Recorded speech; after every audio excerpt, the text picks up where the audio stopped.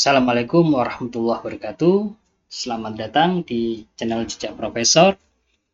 Apa kabar sahabat semuanya? Ya, semoga sahabat JP Channel ya semuanya dalam keadaan sehat walafiat dan dimudahkan semua urusannya. Kita lanjutkan ya video sebelumnya yang juga membahas mengenai etika AI dalam penulisan ya artikel ilmiah ya. Nah, sekarang kita akan lebih fokus ya kepada klasifikasi penggunaan AI dalam penyusunan manuskrip akademik. Kapan boleh digunakan, kapan harus dideklarasikan, dan kapan menjadi masalah etika. Mari kita selami lebih dalam ya. Dalam panduan ini ya untuk peneliti, editor jurnal dan juga staf penerbitan akademik. Kita perlu tahu dulu ya bahwa sejak awal ya memang penerbit itu telah lama mewajibkan deklarasi bantuan manusia ya seperti editor bahasa ya. Namun dengan perkembangan pesat ya AI generatif ya, cara kita menulis ya, cara kita menyunting artikel ilmiah ya berubah secara drastis. Maka pedoman ya penerbit belum sepenuhnya mengejar perkembangan teknologi ini atau belum sepenuhnya mengakomodir ya perkembangan pesat dari AI generatif ini, sehingga di sini menimbulkan ya ketidakpastian yang signifikan ya bagi semua pihak ya, bagi author ya yang ingin memanfaatkan teknologi AI, mana yang boleh dan mana yang tidak boleh. Banyak jurnal masih belum ya menjelaskan atau menyampaikan informasi ya kepada penulis ya, kemudian juga reviewer yang berusaha untuk menjaga standar integritas ya, dan juga reader ya atau pembaca yang mencari kejelasan sumber informasi. Nah, dari sini ya kita muncul masalah utama yang berkaitan dengan ketidakjelasan dan juga tentu yang berkaitan dengan resiko integritas. Ketidakjelasan ya seputar penggunaan AI dalam penulisan akademik ya sehingga menimbulkan beberapa pertanyaan yang krusial. Seperti misalnya penggunaan AI apa yang boleh ya. Batasan yang samar antara alat bantu ya dan generasi konten ya. Mana yang hanya sebagai alat bantu, mana sudah bisa menghasilkan konten. Nah, ini belum jelas. Kemudian kapan itu harus dideklarasikan, kapan itu harus dinyatakan. Nah, batas minimal intervensi AI yang memerlukan pengungkapan. Nah, ini juga belum jelas ya. Kemudian sejauh mana detail deklarasinya, tingkat spesifisitas yang dibutuhkan dalam pengungkapan, sampai sejauh mana. Nah, ini juga belum jelas. Di ketidakjelasan ini ada 3 ya, juga menjadi masalah utama. Nah, selain itu ya, dengan adanya kurangnya transparansi itu ya, sehingga secara langsung ya bisa meningkatkan resiko terhadap integritas akademik, khususnya resiko integritas yang berkaitan dengan publikasi ilmiah ya. Oleh karena itu sangat dibutuhkan ya mengenai definisi yang jelas ya, kemudian terminologi standarnya seperti apa ya, dan juga klasifikasi yang konsisten. Nah, 3 ini yang harus dibutuhkan. Nah, kita masuk ke tujuan klasifikasi AI. Jadi ada 3 ya tujuannya. Jadi yang pertama sebagai kerangka acuan, menjadi dasar bagi publisher ya untuk membuat kebijakan yang seragam dan mudah diterapkan. Nanti klasifikasi AI itu ya yang ada di slide berikutnya ini nanti menjadi dasar ya bagi publisher jurnal untuk membuat kebijakan yang mungkin bisa dibuat seragam ya dan juga mudah untuk diterapkan. Nah, ini yang pertama, jadi bagi publisher. Kemudian yang kedua, bisa sebagai pengembangan kebijakan, di membantu dalam perumusan pedoman penggunaan ya, dan juga deklarasi AI yang adaptif. Kemudian yang ketiga, tentu ini berkaitan dengan meningkatkan transparansi, jadi menjamin kejelasan sumber ya, sehingga jangan sampai nanti sumber pustaka atau daftar pustaka yang kita acu ya, yang kita hasilkan dari AI itu yang menimbulkan masalah, khususnya yang berkaitan dengan resiko integritas ya. Menjamin ya kejelasan sumber dan proses penulisan dalam publikasi ilmiah. Nah, ini ada tiga tujuan klasifikasi AI. Maka klasifikasi ini dirancang sebagai panduan awal ya untuk navigasi kompleksitas AI dalam penulisan akademik yang mendukung ekosistem penerbitan yang lebih jujur dan akuntabel.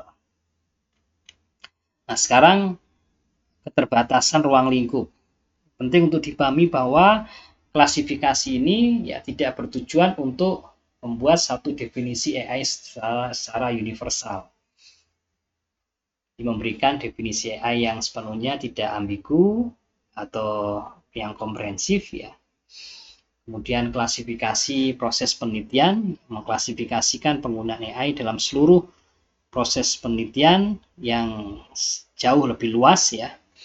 Dan kemudian juga tidak bertujuan untuk suatu kebijakan penerbit yang sifatnya final atau mutlak, menentukan kebijakan final dan mengikat bagi setiap penerbit ya, tidak ya. Jadi hanya yang sifatnya memberikan saran atau masukan, atau bisa jadi ini masih berupa satu kebijakan yang bukan mandatori ya, masih ya bersifat disarankan aja ya, disarankan. Nah, fokus utama hanya pada penggunaan AI dalam penyusunan manuskrip ya. Jadi dari mulai draft awal ya hingga finalisasi untuk publikasi. Ini membatasi kompleksitas ya, dan memberikan panduan yang lebih terfokus. Nah, sekarang ya kita masuk ke, karena pilar integritasnya itu ya salah satunya adalah prinsip transparansi. Maka kita di sini ya ingin mendorong deklarasi. Jadi jika penggunaan AI itu ambigu atau tidak jelas, maka penulis author itu didorong untuk mendeklarasikan.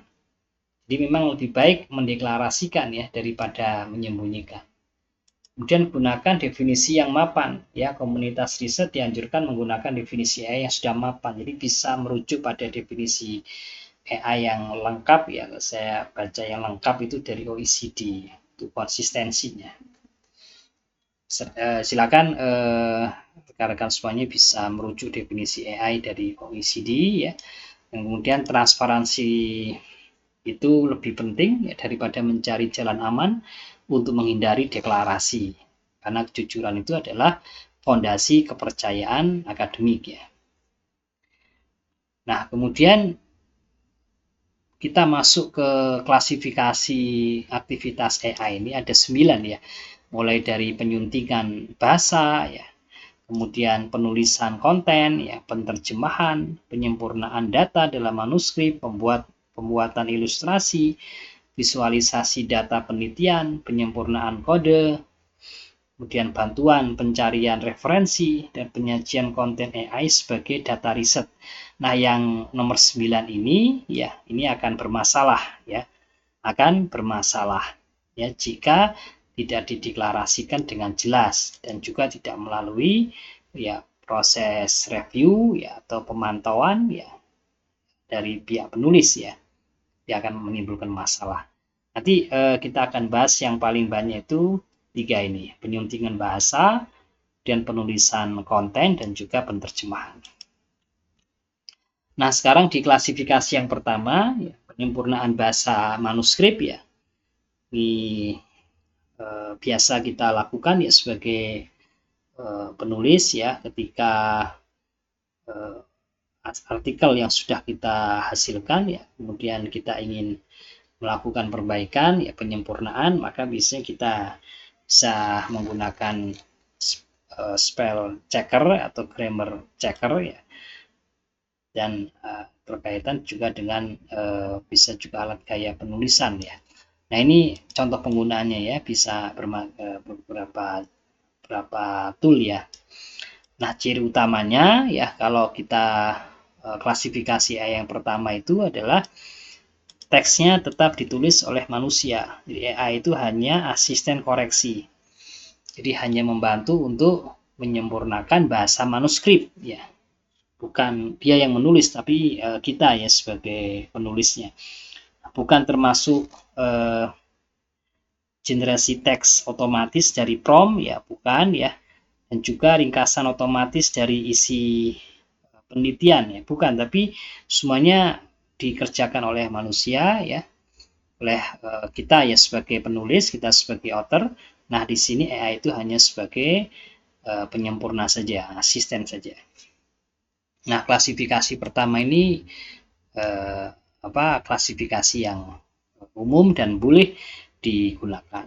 Nah, kemudian untuk yang penjelasan ini, penggunaan AI pada kategori ini umumnya dianggap sebagai alat bantu standar, mirip dengan penggunaan kamus atau thesaurus, dan mungkin tidak selalu memerlukan deklarasi. Mungkin ini tidak memerlukan deklarasi penggunaan AI yang ini, karena ini sifatnya alat bantu standar saja. Itu yang klasifikasi yang pertama.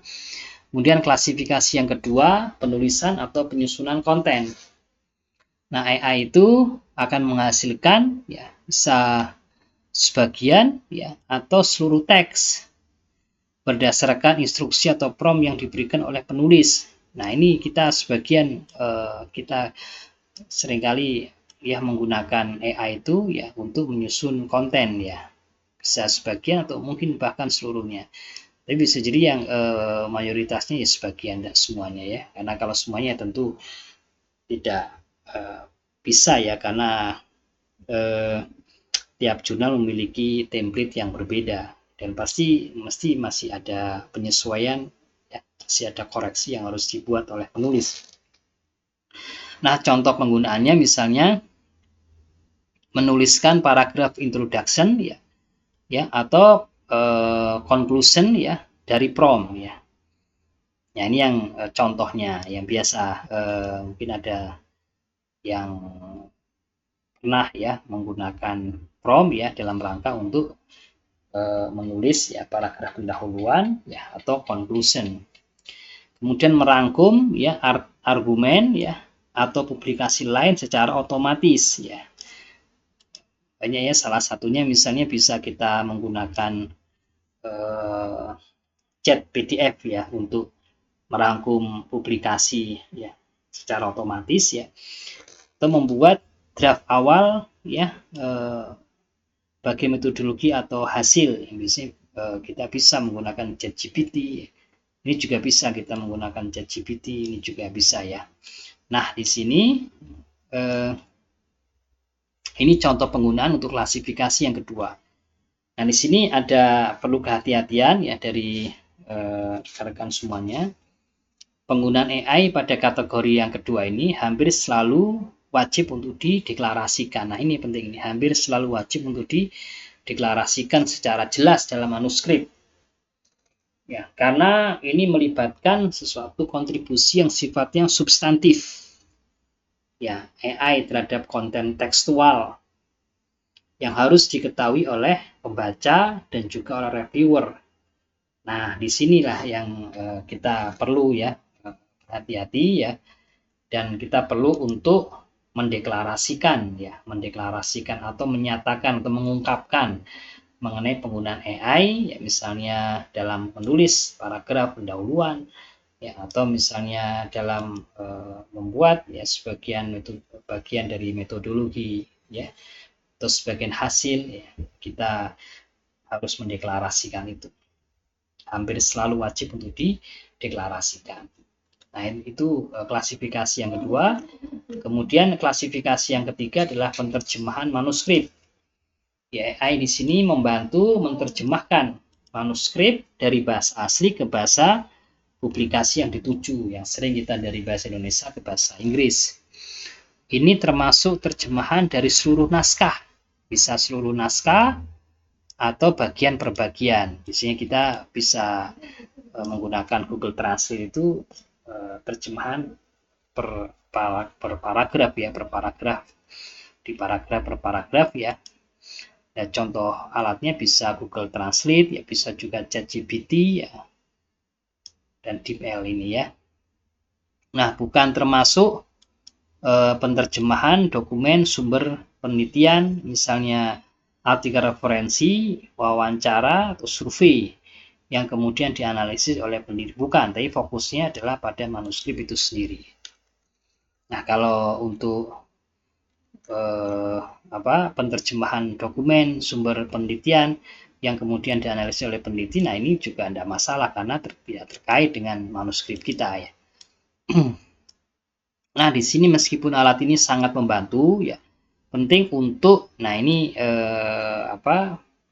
masukan ya bagi kita ya, penting untuk tetap melakukan, nah ini verifikasi dan peninjauan manusia terhadap hasil terjemahan untuk memastikan akurasi terminologi, karena bisa jadi terminologi setiap bidang ilmu itu kadang tidak bisa diterjemahkan dengan baik ya kalau kita menggunakan ChatGPT atau Google Translate. Yang mungkin kita sebagai yang memiliki kompetensi atau kepakaran di satu bidang ilmu, bisa jadi kadang ada penerjemahan yang tidak tepat ya, sehingga harus tetap kita verifikasi dan kita lakukan perbaikan untuk memastikan akurasi terminologi dan juga nuansa akademik. Nah, kemudian itu aja ya saya rasa, karena yang penting itu yang paling banyak ya berkaitan dengan penyuntingan bahasa ya, penulisan konten dan juga penerjemahan ya. Kalau untuk pembuatan ilustrasi ya, kemudian visualisasi penelitian ya, bantuan pencarian referensi. Nah, masalah yang penting kita harus cek referensi langsung ke sumbernya juga ya, untuk memastikan bahwa memang referensi itu ada dan memang relevan dengan apa yang kita tulis ya. Penyempurnaan data dalam manuskrip ya, kalau ini misalnya data yang berkaitan dengan tidak menghasilkan data mentah ya, hanya melakukan penyempurnaan saja ya, saya rasa ini masih, tapi tetap semuanya ya meskipun masih dibolehkan, tapi masih perlu tetap harus ada validasi dari penulis ya, dari peneliti, agar karena kita semuanya yang bertanggung jawab ya terhadap penulisan artikel mulai dari awal ya, mulai dari abstrak ya sampai dengan daftar pustaka ya. Itu saja rekan semuanya ya, semoga bermanfaat penjelasan mengenai klasifikasi penggunaan AI dalam penyusunan manuskrip akademik ya. Terus ikuti channel Jejak Profesor bersama menuju ilmuwan berkarya. Saya akhiri, assalamualaikum warahmatullahi wabarakatuh.